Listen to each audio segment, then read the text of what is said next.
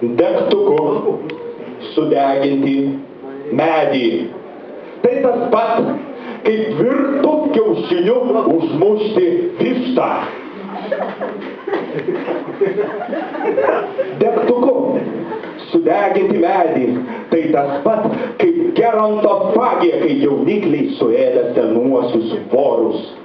Degtuku sudeginti medį, tai tas pat kaip matrifagija, kai jaunikliai suėda savo motiną, vorą patelę savo palikuonim ir padeda nevaisingų kiaušinėlių, o po to pati leidžiasi suėdama.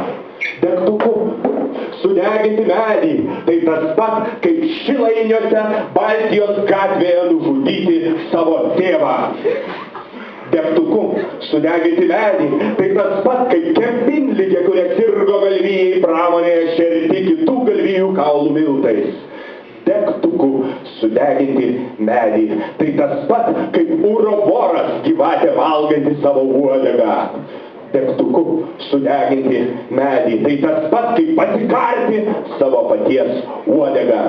Degtuku sudeginti medį, tai tas pat kaip ritualinė savižudybė vengiant negarbės. Seppuku aukštasis poetinis stilius atitinka garbingai pasitraukti. Harakiri prašiokiškas atsainus stilius atitinka pakratyti kanopas.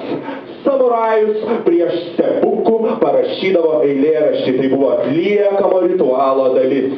Todėl prieš kiaušinių užmušdamas vištą parašyk eilėraštį. Prieš ėsdamas senuosius parašyk eilėraštį.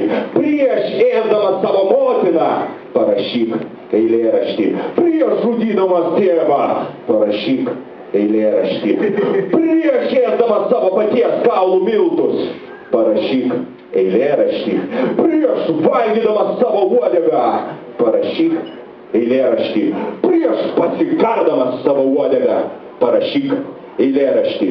Ir visa tai tas pat, kas degtuku sudeginti medį. Todėl pilieti, nepadek miško, ar prieš padegdamas mišką parašyk eilėraštį.